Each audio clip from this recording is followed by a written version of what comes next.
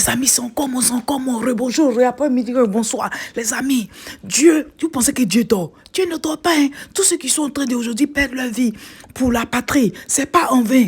Dieu est au contrôle. On reste vigilant. Les amis, vous savez ce qui s'est passé?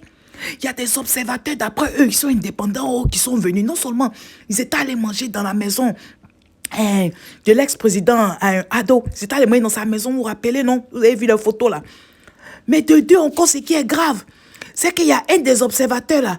Il dit qu'il vient en tant qu'observateur britannique. Oh, les amis! Mais vous n'allez pas le croire. Vous n'allez pas le croire. Ambassadrice de Grande-Bretagne en Côte d'Ivoire a cassé les papeaux. A cassé les papeaux. A cassé les papeaux. Elle dit, hey, arrêtez mon ça là. Arrêtez mon ce vacam là. Lui, il n'est pas britannique. Hein? Ah non. Il vient de la Macédoine. Donc rectifiez-moi ça là. Yeah, la honte des chats, les amis. Quelle marmaille. Vous emmenez des observateurs indépendants qui vont encore blaguer le peuple pour dire qu'ils viennent d'un pays alors qu'ils ne viennent pas d'un pays. Les amis, si vous pensez que je m'amuse, je vous montre le poste. D'abord, je vous montre cet observateur-là, d'abord dans différentes, dans 2 vidéos. Et puis maintenant, je vous montre la déclaration de l'ambassadrice. OK, on reste jusqu'à la fin. Au terme de son séjour, la mission note les observations suivantes. La campagne électorale s'est déroulée dans l'ensemble de façon transparente, ouverte et démocratique, dans le respect des dispositions légales relatives à la liberté d'expression et de rassemblement.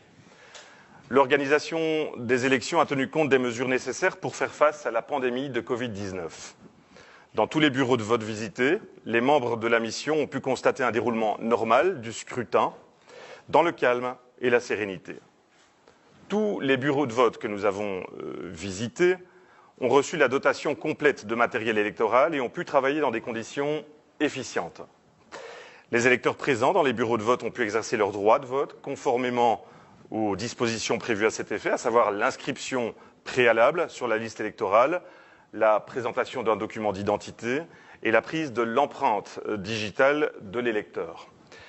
L'usage des tablettes digitales pour la vérification de l'identité des électeurs a contribué à la sécurisation et à la crédibilité du processus. La presse a relaté des incidents ayant empêché le vote dans certaines circonscriptions électorales, un phénomène, semble-t-il, isolé, dans la mesure où la mission n'a pas observé de tels incidents dans les bureaux qu'elle a visités. Les amis, vous voyez comment les observateurs, là, ils ont différents messages, non? La plupart disent qu'il y a eu trop... Même France 24 quand on dit qu'ils font les trucs là, au moins même là, eux-mêmes, cette fois-ci, au moins, ils ont dit la vérité. TV5 a dit la vérité. Les autres observateurs qui sont venus d'autres pays ont dit la vérité. Maintenant, dans quel coup vous êtes en train de dire que, tout s'est bien passé. La marmaille des chats.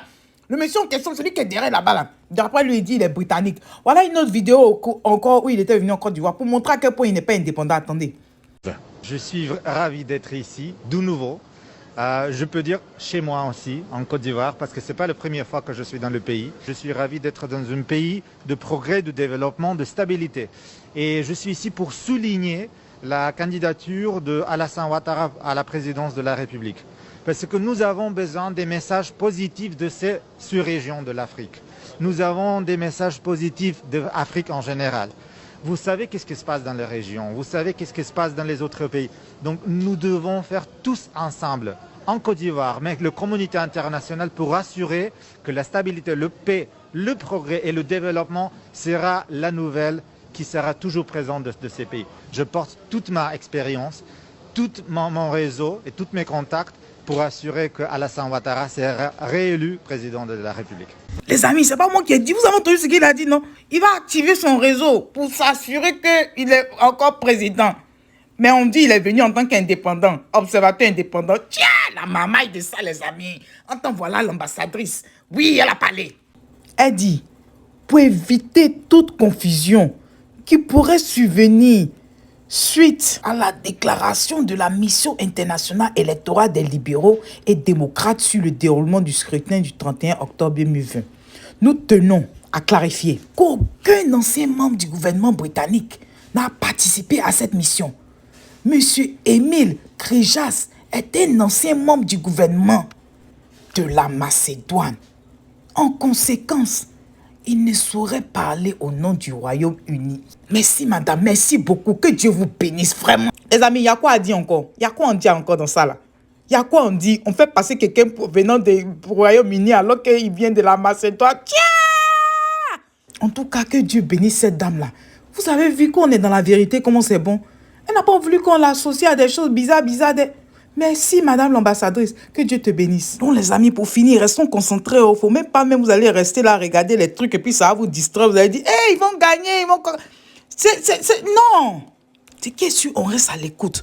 Parce que, aux dernières nouvelles, là, il y a une rencontre. Voilà, chez le président Bédié.